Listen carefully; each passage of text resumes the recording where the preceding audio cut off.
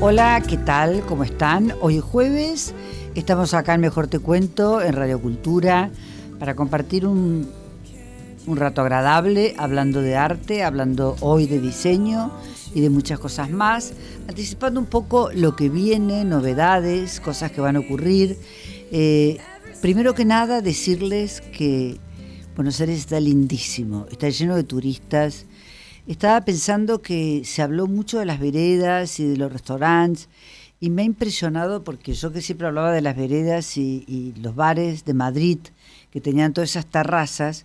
Bueno, esa fue una de las buenas consecuencias, según se vea, ¿no?, de la pandemia, porque ahora todos los restaurantes tienen un espacio amplísimo en la vereda.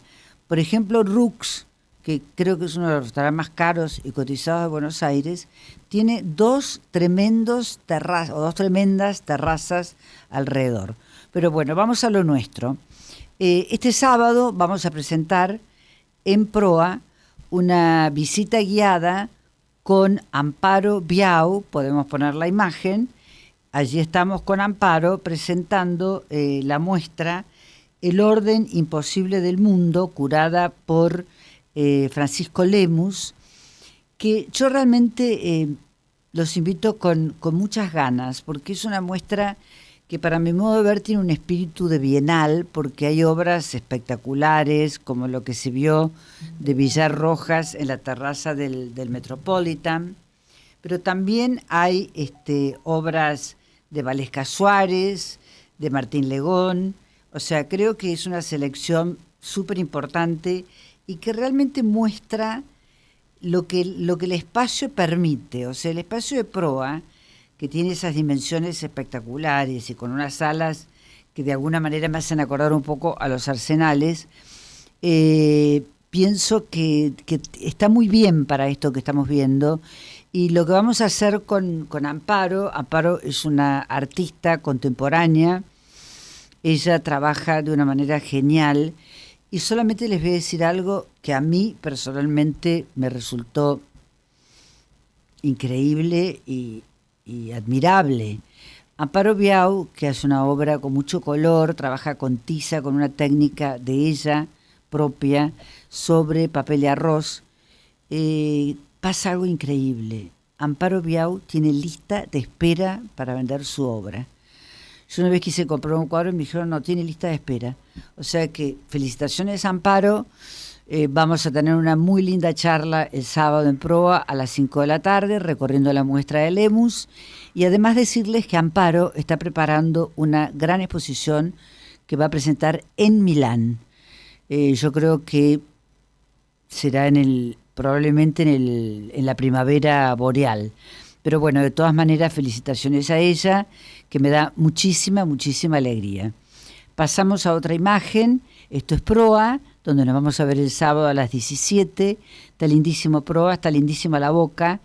Realmente ayer me impresionó la cantidad de gente que había, caminando, comprando, comiendo. Es un paisaje que es muy de Buenos Aires y que a los turistas les encanta. Pasamos. Bueno, ahí estoy con Francisco Lemus, que es el curador de la muestra. Francisco trabajó con Victoria Norton en el Museo de Arte Moderno, fue curador de la colección de Alec Oxenford, y en este caso lo más interesante también, que se los anticipo, es que muchas de las obras no las vamos a poder ver en otra oportunidad porque pertenecen a colecciones privadas. O sea, son obras que han sido prestadas para esta ocasión por la gestión de la presidenta de Proa, que es Adriana Rosenberg, y por Francisco Lemus. Así que bueno, nada, tenemos fiesta con el arte contemporáneo el sábado. Pasamos. Y acá hacemos un salto al otro lado del río y nos vamos a Punta del Este, a Manantiales. Esa es una imagen de Lucio Fontana. No está más Lucio Fontana, pero está su obra atrás. Esa obra está en la colección de visita que está expuesta ahora en el Museo de Arte Contemporáneo Achugarri en Manantiales. Y el miércoles 28 voy a tener una entrevista pública en el museo A ver, Leo Justi, que me acompaña con las fotos en las imágenes, Leónidas.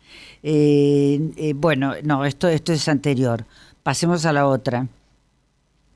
Este es el Museo de Achugarri en Manantiales, es en Maca, y la verdad que es un edificio estupendo que hizo el arquitecto Carlos Sot, y allí vamos a hablar con Pablo Achugarri, escultor internacionalmente reconocido, cotizado, una persona encantadora, un filántropo, que la verdad ha hecho esta obra maravillosa. Vamos a hablar de Lucio Fontana, que es un universo para explorar, para descubrir, para entender lo que él hizo. Yo siempre digo que, lo dice el curador, he leído el texto, está fantástico, que al abrir la tela, Lucio con los tajos creó otro mundo, como Alicia atravesando el espejo, ¿no? Y descubrió un mundo que es tridimensional. Bueno, realmente creo que va a ser una gran ocasión. Tenemos una imagen, Leo, donde está Pablo Achugarri trabajando en una de sus esculturas. Pablo tiene su taller en Lecco, en Italia. Estuve en el taller de Lecco, lo vi trabajar y siempre digo que Pablo Achugarri, que tiene ese cuerpazo, esa cosa de fortaleza, de hombre que es un domador de mármoles, como lo llamo, que logra hacer de esas piedras pliegues sutiles, increíbles espacios, miradas que se pueden ver de distintos ángulos y van cambiando. Hace unos años hizo una muestra extraordinaria en la Pinacoteca al lado ahí del Duomo de Milano, y creo que es un artista de dos mundos, es un genio de dos mundos, y en ese sentido coincide la figura de Pablo Achugarri con la de Lucio Fontana, que Lucio Fontana es un rosarino, nació en Rosario, pero curiosamente en los catálogos le dicen el argentino nacido en Rosario. Volvemos un poco a mi persona, que estoy acá en los estudios de Radio Cultura. Me acompañan Leo y Nico.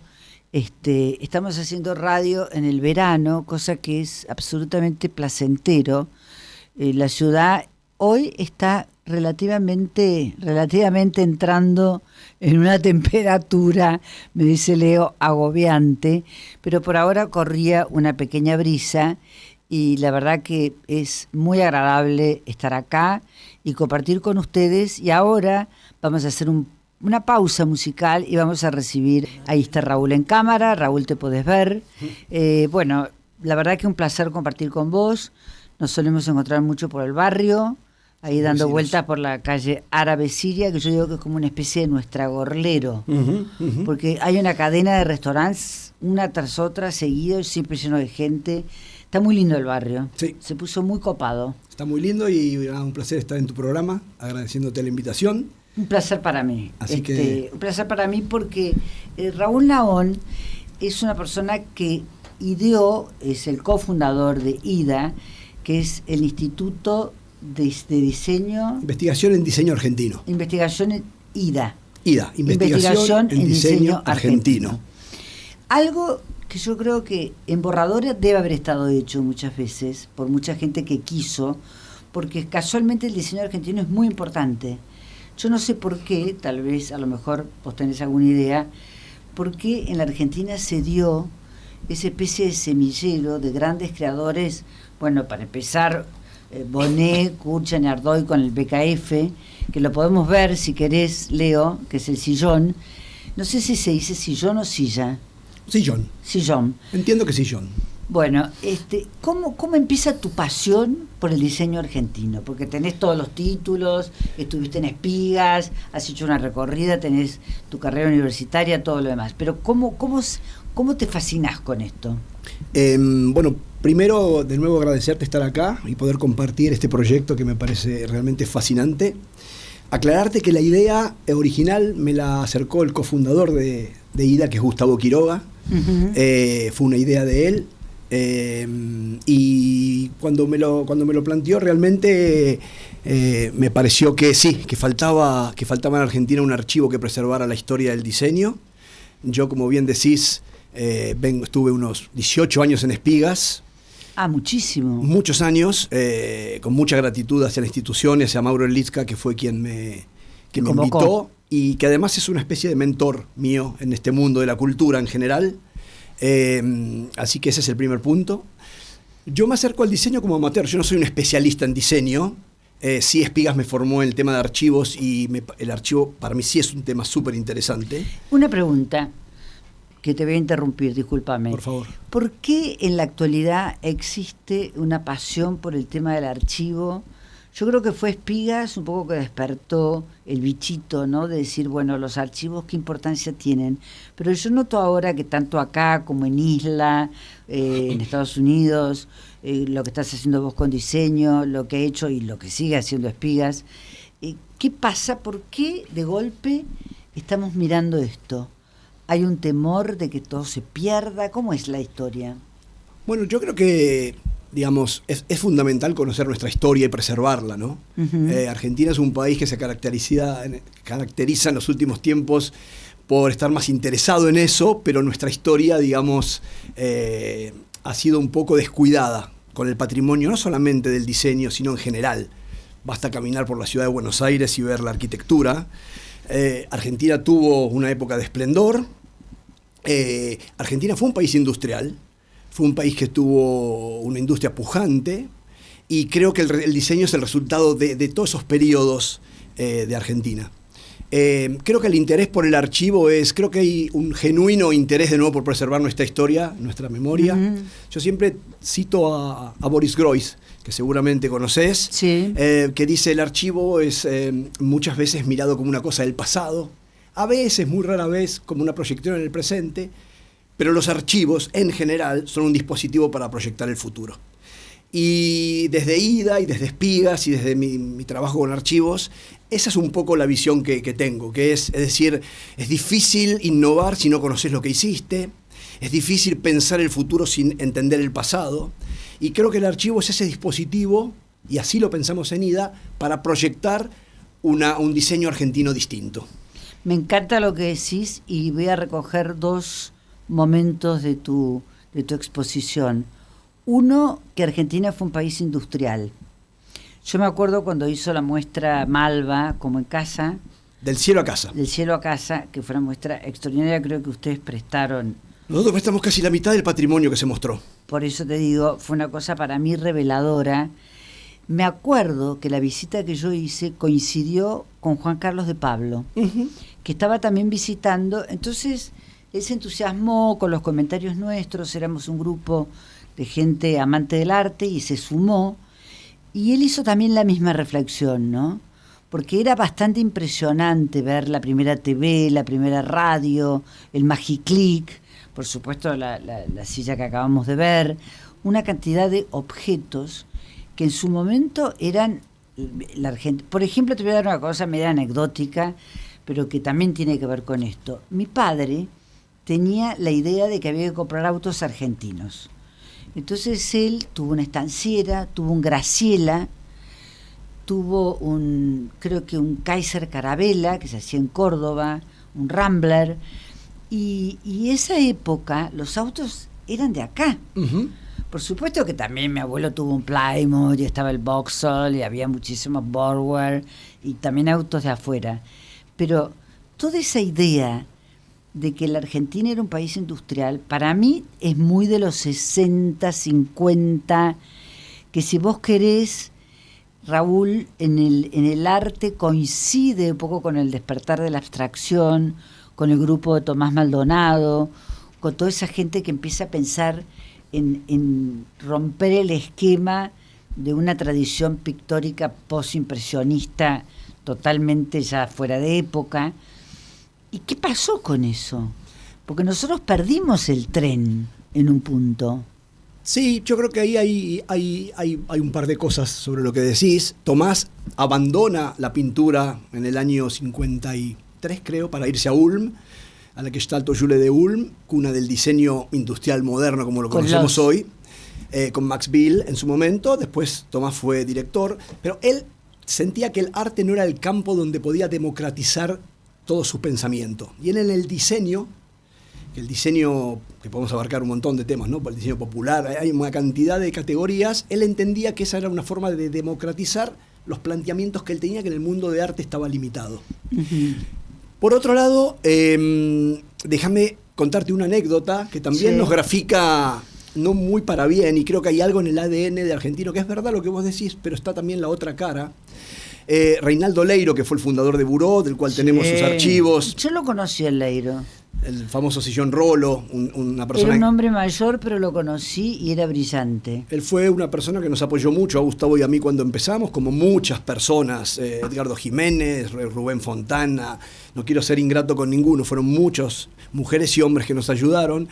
Pero Reinaldo, que tenía la firma Buró y que hacía unos muebles muy de vanguardia. Estaba en la calle Libertad y frente a la Plaza Libertad, me parece. Es muy posible, yo la verdad que no lo recuerdo.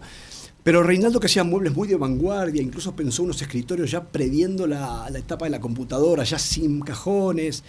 Reinaldo, cuando cumple 10 años, él siempre contaba esta anécdota, le encarga a Cícero, que era la agencia de publicidad muy importante, Méndez Mosquera en esa época, una publicidad alegórica a los 10 años de Buró. Y a Méndez Mosquera se le ocurre hacer una camiseta de fútbol bien argentina y el 10 en la espalda, y una leyenda que no recuerdo. 10 años vendiendo diseño argentino. Y contaba Reinaldo, triste y sorprendido, que las ventas se desplomaron.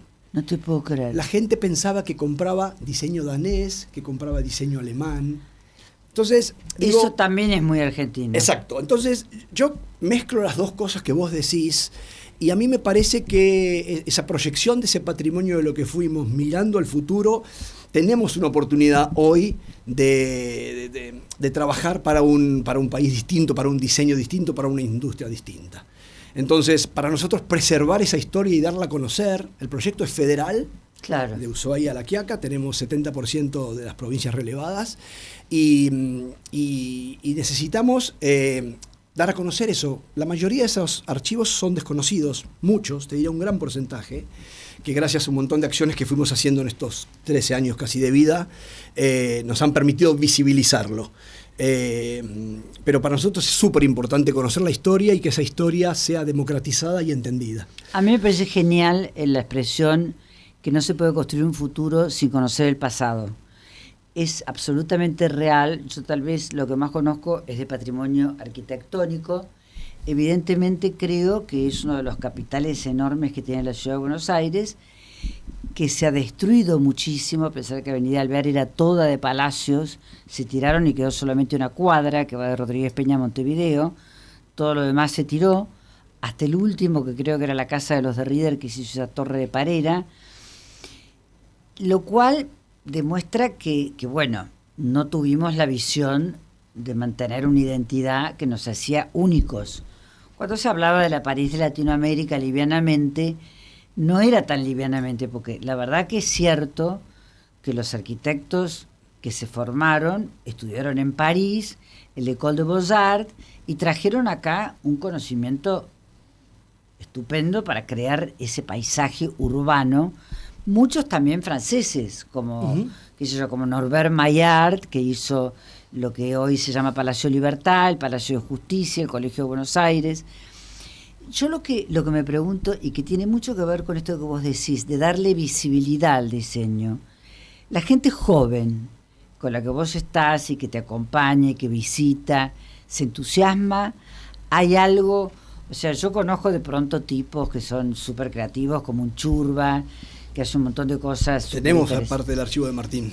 Que Martín es un tipo que experimenta permanentemente con lo que es la materia de él, que es textil. O sea, él trabaja, digamos, lo de él es una máquina de pensar en torno de lo textil, pero también habrá máquina de pensar en torno de los muebles, de los diseños, de las cosas. En la tecnología, donde también hay diseño y también hay que mirarlo. Muy importante. Es muy importante. Por eso digo esta cosa de mirar el pasado para proyectar el futuro. Los chicos jóvenes y las chicas jóvenes que los acompañan son súper entusiastas cuando descubren esto, realmente se fascinan y creo que hay una potencia increíble. Vos nombrabas la muestra de Malva. Sí, la muestra de Malva fue reveladora. Yo creo que la genialidad de la muestra de Malva y todo ese equipo curatorial fue darle el matiz de cultura material. Es decir, que yo creo que por eso también llevó tanta gente como tanta gente lleva las muestras en el mundo de cultura material. Hoy las muestras más visitadas del mundo no son de arte, son de música, son de indumentaria. No sabía eso. Y sí, las muestras así... ¿Qué quiere decir exactamente cultura material? Bueno, lo que viste en Malva, es decir, la cultura y los objetos producidos por una determinada sociedad en un determinado momento histórico. Entonces, cuando vos te enfrentás a una pelota pulpo, a los marcadores Silva Pen y vas con tu nieto a ese museo, empezás a revivir. No hay intermediación. Es decir, el diseño interpela directo. No hace falta ni un curador, no hace falta los objetos se vinculan con la gente de una manera muy directa para mí. Claro. ¿Y sabés qué pasa ahí? Que yo creo que lo acabás de decir de una manera clarísima.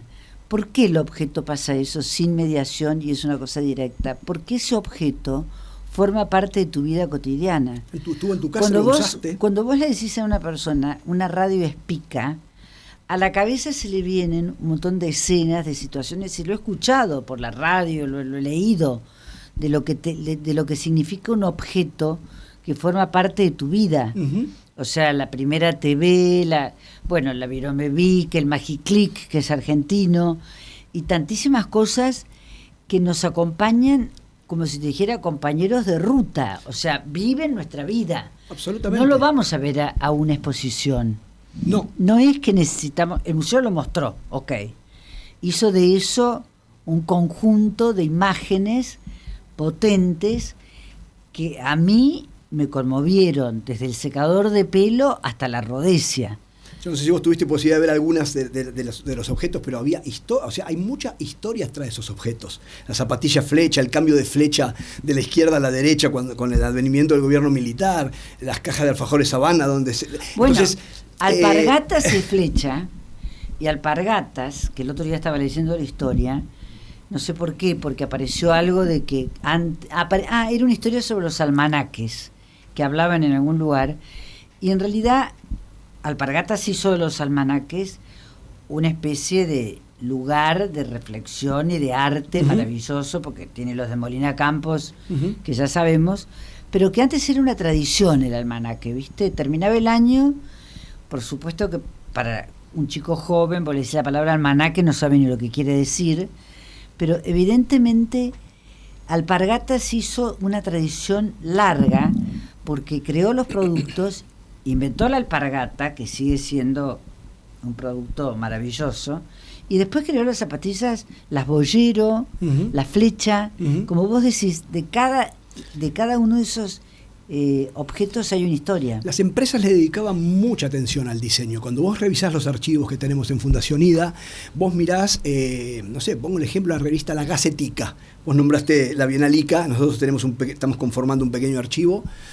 Aclarar que a veces los archivos vienen donados enteros y a veces conformamos, claro. O sea, una colección. No tenemos el fondo, pero tenemos la colección. Y cuando vos mirás La Gacetica, que era una revista para los empleados, para los trabajadores de esas fábricas, un nivel de sofisticación, un nivel de determinación, un cuidado de esa revista por sus trabajadores, impresionante. Y los ves en las publicidades, el contacto con sus clientes. Es decir, todo eso en Argentina lo hemos perdido. Es verdad que en el mundo cambió, pero creo que nuestra tarea es, de nuevo, poner visible esto y repensar un poco Argentina en este aspecto. Argentina es un país que no se ha repensado.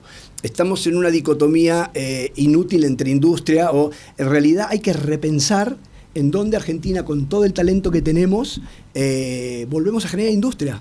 Y el diseño es digamos, sí. agrega a los países... El diseño es un valor agregado para todo, porque es evidente que si vos te sentás en una silla y te hace doler la espalda, la silla falló, no es ergonómica, no tiene un diseño que te acompañe con el cuerpo, no te hace feliz, punto. Esa silla no sirve. Déjame que te interrumpa. Sí. Raúl Manrupe, un experto en publicidad que nos acompañó en una de las publicaciones que hicimos, que se llama Fabricar Futuro, de 3 marcas que tenemos, Siam, Atma y Noblex, que hoy comercializan y usan. Hicimos una alianza y publicamos un libro.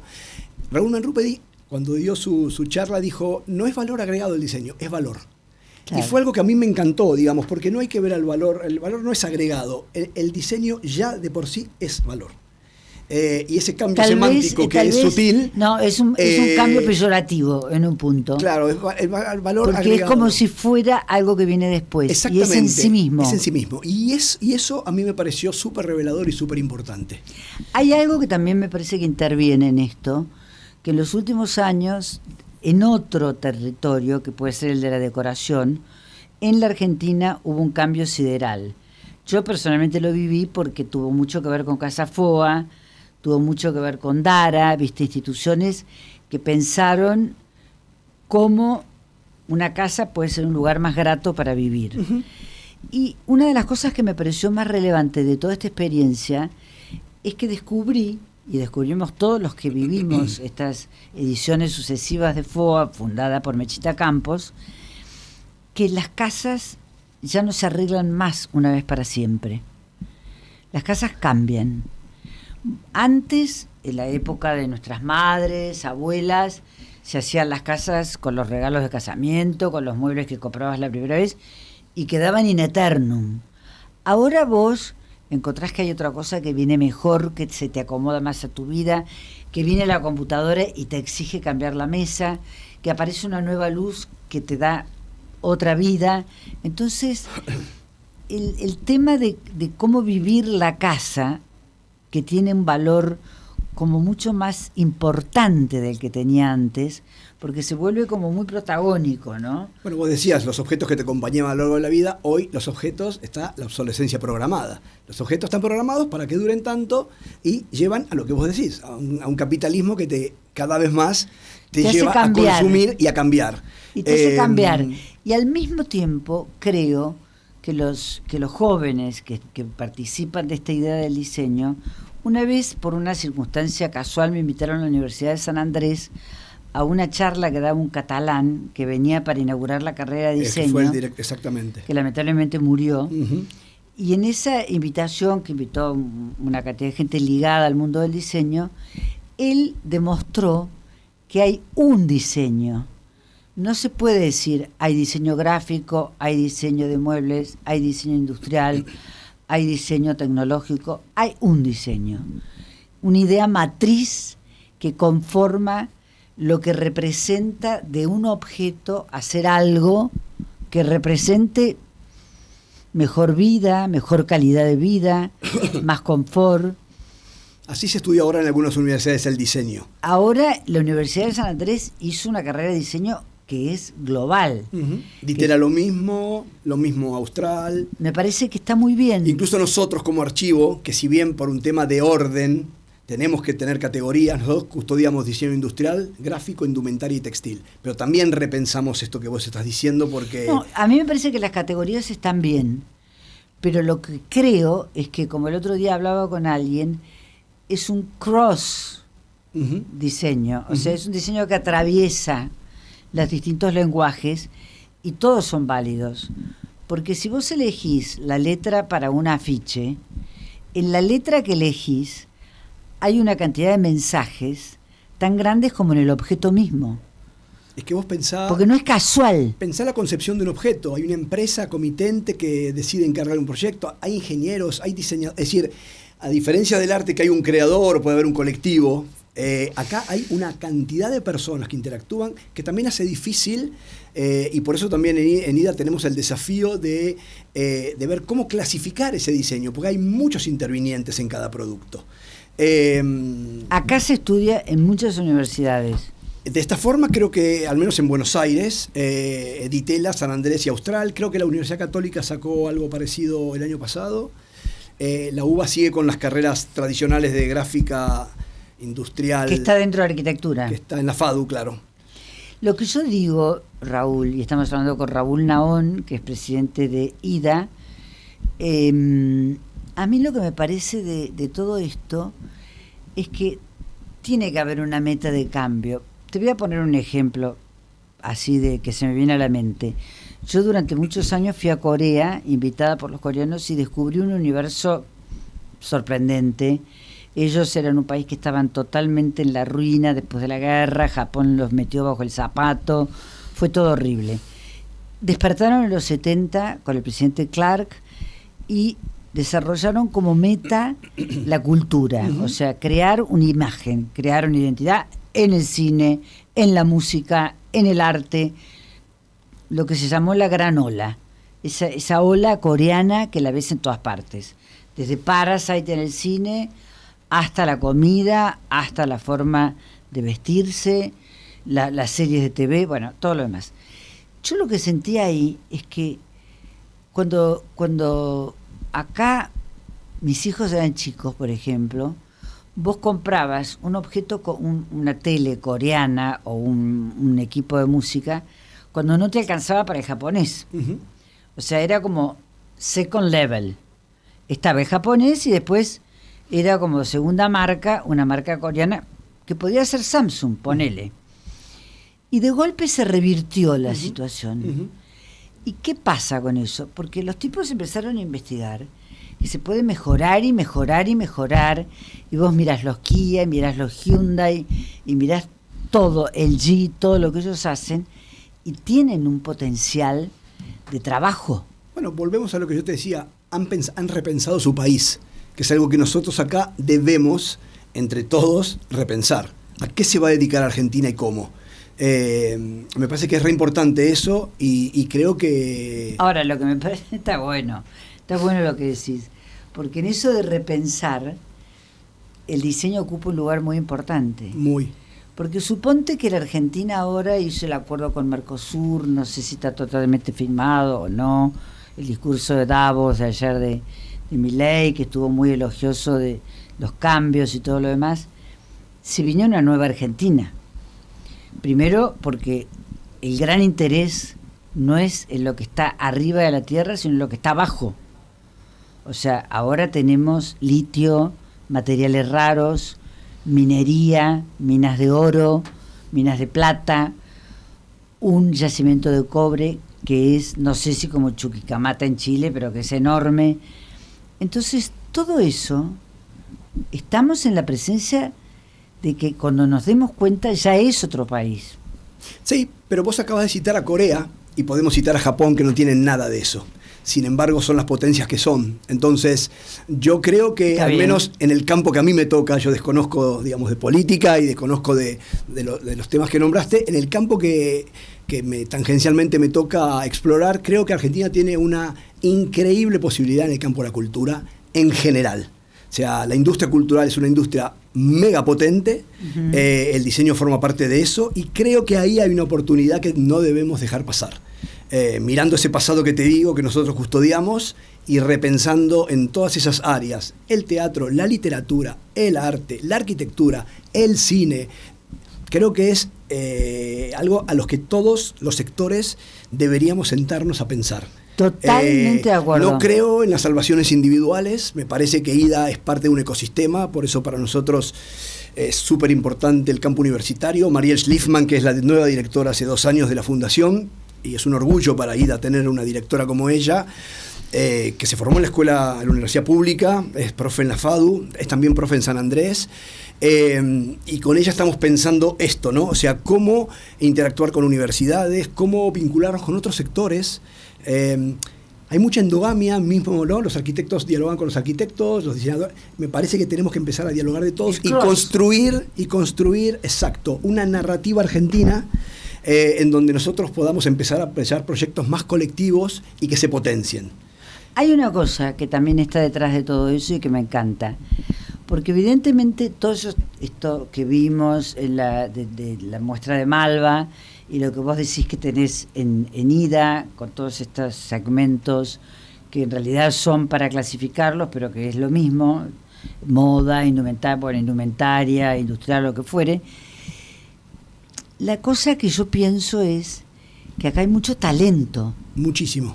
O sea, Raúl, a mí lo que me parece que acá, cuando uno dice, viste, esa cosa tan lugar común, palabra ridícula, la atamos con alambre, tiene una parte de verdad, tiene una parte del ingenio nuestro, que será un poco la mezcla de razas, los orígenes, viste, un croata con un belga pasado por un italiano y un español, y da como resultado un tipo que tiene un montón de ascendientes distintos y raros, y es evidente que yo creo que un gran disparador fue Tomás Maldonado, sin duda, pero evidentemente que después vino toda una cantidad de gente que muchos no eran de acá, muchos tipos que vinieron de afuera y estuvieron haciendo cosas que rompieron los moldes con lo propio. O sea, yo me acuerdo, como si te dijera, cuando yo era chica, que lo máximo que podías tener en tu casa era el sillón de churba,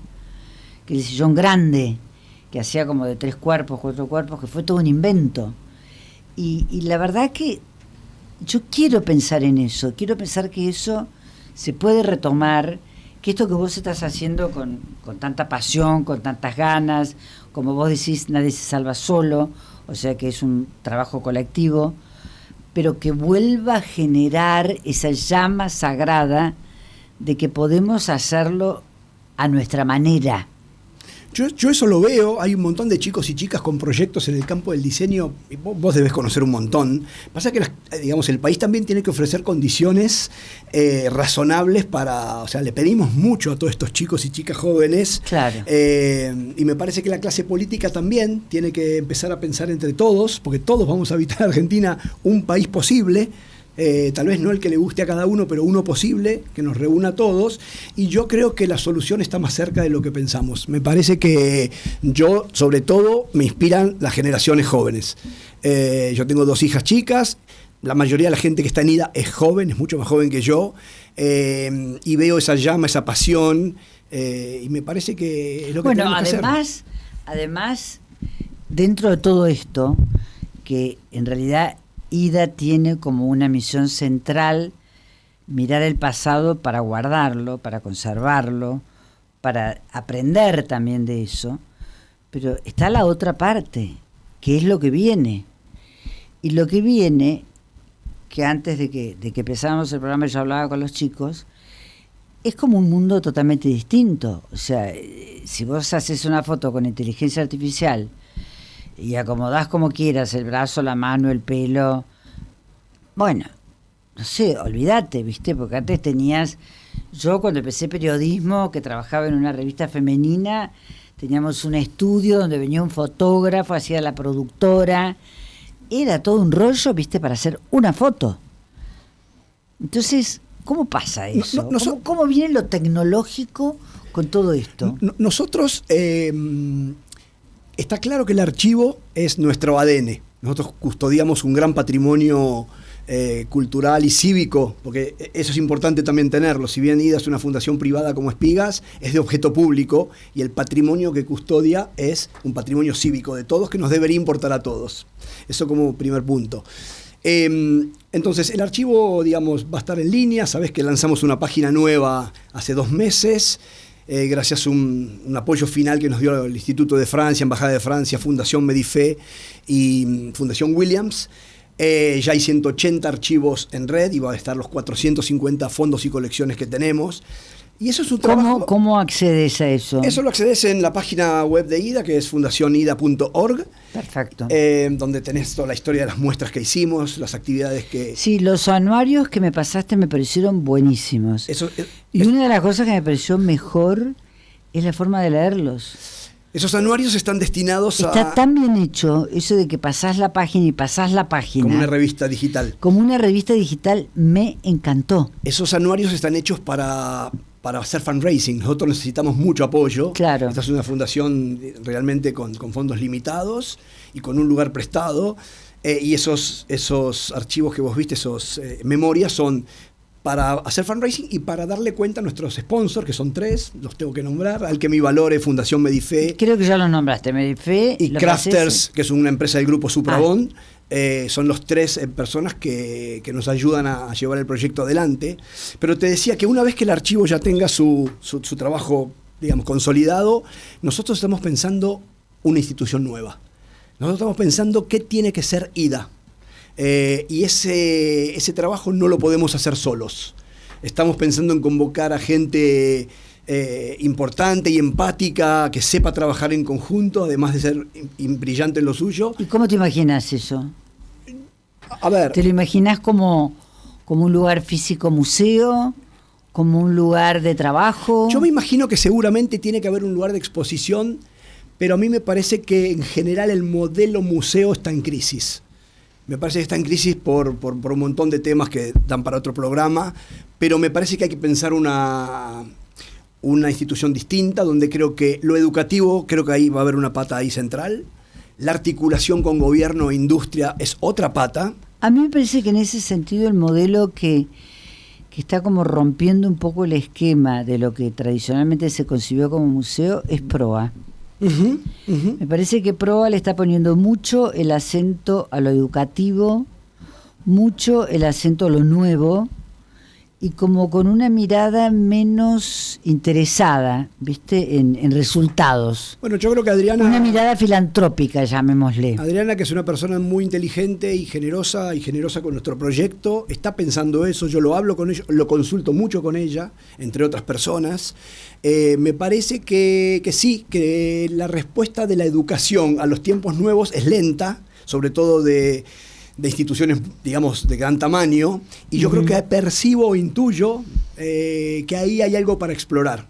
Me parece que... Yo te diría que mi percepción después de 25 años de moverme en el mundo del arte, arquitectura, diseño, en forma amateur y como coleccionista, es hace falta articular situaciones. Es decir, hay mucha gente haciendo cosas, pero falta que eso esté articulado de alguna forma. Y me parece que IDA, en ese contexto, entendiendo que el diseño al final, sin industria no hay diseño, Alicia. O sea, como que une. Exacto, como que puede articular situaciones, universidad, empresas, gobierno. Entonces, me parece que ese puede ser un potencial rol. Bueno, escúchame una cosa. Primero, no puedo dejar de recordar las bienales de ICA. Porque las bienales de ICA que se hicieron en Córdoba, y yo soy cordobesa, fueron como un modelo de acción donde la empresa, que además era norteamericana, desarrolla un proyecto para participar con la gente de acá y para que sea también cross, para que atraviese ámbitos, lenguajes. Yo creo que eso es clave.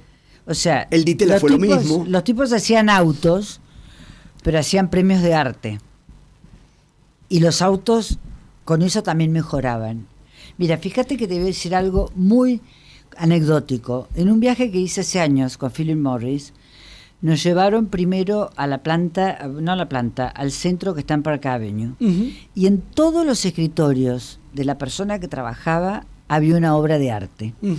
Te digo que eran obras de Pollock, ¿viste? De importantes de la época.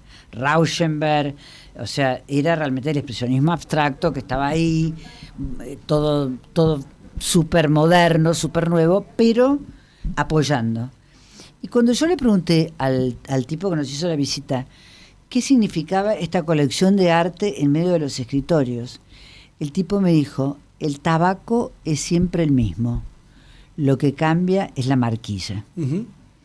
Entonces nosotros tenemos estos tipos que están pensando cómo van a hacer eso que te va a llegar, ese producto. Por supuesto ahora no hablamos más de cigarrillo porque se finí por otras razones, pero es evidente que el formato de crear situaciones donde se atraviesen universos que te puedan enriquecer no tiene límites.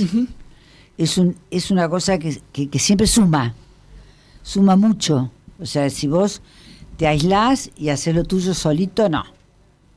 Vos llamás al tipo que fabrica, al que hace el diseño industrial, al que hace las letras, sumas todo. El que hace la moda. Y me parece que en ese sentido yo creo que vamos a una posibilidad. Me quedó un poco como que no muy claro lo de la nueva institución. ¿Cómo sería eso? Bueno, lo estamos pensando. Es decir, evidentemente los museos son o bien estatales o de señores ricos porque es imposible mantenerlos. En general son deficitarios. Con lo cual una entidad como nosotros no puede estar pensando en un museo. Y me parece que además espacios sobran. Es decir, nosotros hemos mostrado en el Malva una ubicación de lujo, un museo mega prestigioso, e hicimos una muestra que fue la más visitada del museo en su historia. Con lo cual, no estamos tan preocupados por por un museo, por dónde mostrar. Como viste en las memorias que te mandé, hemos mostrado el año pasado en Fundación Proa con la Fundación Vitra, hemos mostrado... Sí, Leo, pasemos unas fotos así seguidas. En MoMA hemos sido los prestadores institucionales de Argentina para la muestra de Crafting Modernity, primer muestra dedicada al diseño latinoamericano. Hemos hecho muestra en Costa Rica. Este año vamos a tener el honor de hacer una pequeña muestra en el marco de los 75 años del moderno. Con lo cual, ese por ahora no es nuestra preocupación. Sí necesitamos una sede. Y acá sí pasó un aviso. Ahí vemos una parte del display donde ustedes tienen las cosas. Exacto, eso es en la Paternal, en la calle Maturín. Es un comodato que tenemos con la familia Llanelo, una familia que apoyó muchísimo. ¿El arquitecto? Claro, el arquitecto Llanelo. Hizo el puente.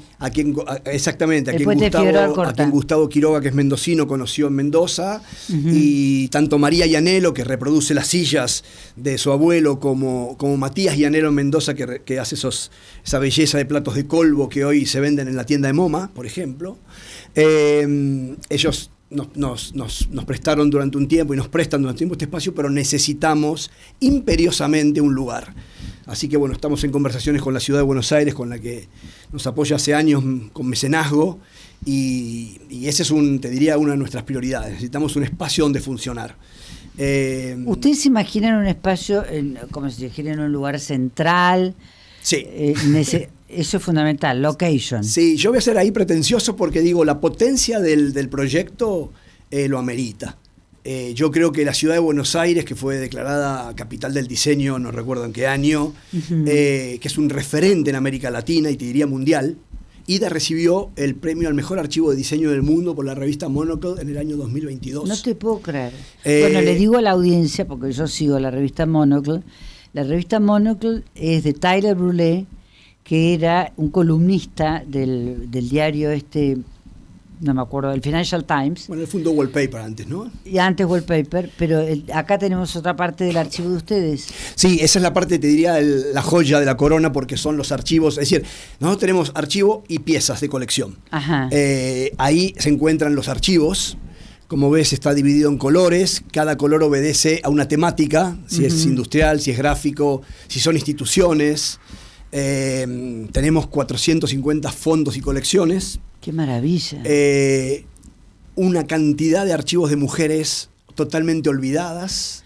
Que tiene que ver con la muestra que hizo Proa. Que también. tiene que ver con la muestra que hizo Proa, en donde rescatamos un montón de mujeres, y hay muchas más todavía para rescatar. Un trabajo que viene haciendo Silvia Fernández hace muchísimos años, en el rescate de esa memoria, de mujeres que estaban bajo el ala de... Eso también persigue el arte, ¿eh? Absolutamente. O sea, hubo muchas mujeres que se sacrificaron por sus maridos. Un montón. Para empezar, bueno, siendo lejos, Rodin, Sí. que la dejó a su mujer en el segundo plano. Sí, acá han quedado como relegadas, y es nuestra tarea también de rescatar esa cantidad de diseñadoras geniales que tuvo. Hay algo que me parece que vi en tus anuarios, que es Lucrecia Moyano. Sí. Que ella trabajó para los vidrios. Exacto, para Rigoló. Claro. El Museo Arte Decorativo hizo una muestra de Lucrecia hace 2 años y nosotros prestamos parte del archivo. Pero fíjate vos, qué poca gente sabe de Lucrecia Moyano. O sea, la gente más joven por ahí no sabe. Mira, Alicia, cuando vino Ana Elena Malet, que fue la curadora de la muestra de MoMA, a ver los archivos en Buenos Aires. Que ustedes prestaron un montón de cosas. Nosotros prestamos un montón de cosas por Argentina. Ella visitó toda América Latina. Visitó México, visitó Brasil, visitó Chile. El único lugar donde hay un acervo de diseño conservado y plausible de ser relevado y consultado es Argentina. Entonces es un caso único en América Latina. Y me parece que eso solo, ahí tenés otra imagen, mirá. Las planeras, sí. Eso solo me parece que amerita toda nuestra conversación. Porque en realidad, si hay algo que nosotros podemos rescatar en lo que somos número uno, es esto. Sí. O sea, me parece que no buscar cosas raras. Argentina sigue siendo un país de referencia a nivel latinoamericano, sin duda. La Universidad de Palermo, que es una universidad que tiene una muy buena y amplia carrera de diseño en sus distintas disciplinas, montón de chicos colombianos, peruanos, vienen a estudiar, sigue siendo de referencia, la educación es de alta calidad y creo que hay una oportunidad. Hay una oportunidad ahí, hay una oportunidad en el área educativa, como te decía. Nosotros estamos pensando en cursos online como otra fuente de ingresos y divulgación de la fundación. Por eso necesitamos pensar y necesitamos gente que nos ayude a pensar. Claro. Hay una cosa que hace muchos años me la dijo Taquini, que en ese momento no se estaba planeando algo con la educación, y es que lo más importante es que la industria converse con estas instituciones para que la currícula de lo que se estudia tenga que ver con lo que se necesita. Porque muchas veces haces una currícula que después vas a producir arquitectos o ingenieros o lo que fuera que no tienen nada que ver con lo que se necesita. Lo que vos acabas de decir es clave.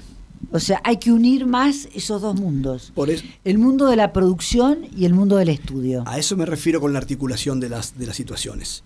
Nosotros tenemos muy buen diálogo con Dante Choi, vos nombraste Corea. Sí. Dante es el fundador y presidente de Peabody, con unas ganas y un amor a la cultura y al diseño.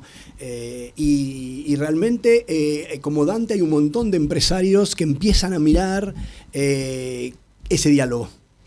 Dante tiene un premio de diseño. En ese premio el famoso e-termo de Peabody ganó el Red Dot en Estados Unidos, un premio súper prestigioso. Es decir, creo que Argentina en este campo, como en otros tantos, tiene toda la materia prima, tiene el talento, tiene la historia. Necesitamos armar un ecosistema que haga posible esto. Que tal vez porque estamos terminando, se acabó el tiempo, pero tal vez la pata más importante también es conseguir la financiación. Clave. O sea, no es un llamado de urgencia, pero es un llamado necesitado porque es lógico. No se puede armar algo si no tenés con qué. No. Necesitamos, la verdad que te agradezco, necesitamos que nos ayuden.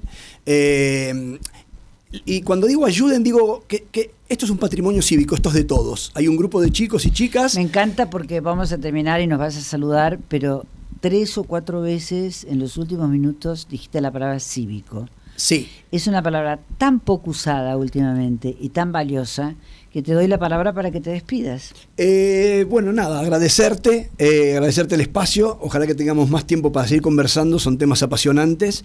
Y a disposición para siempre. Las puertas de ida están abiertas.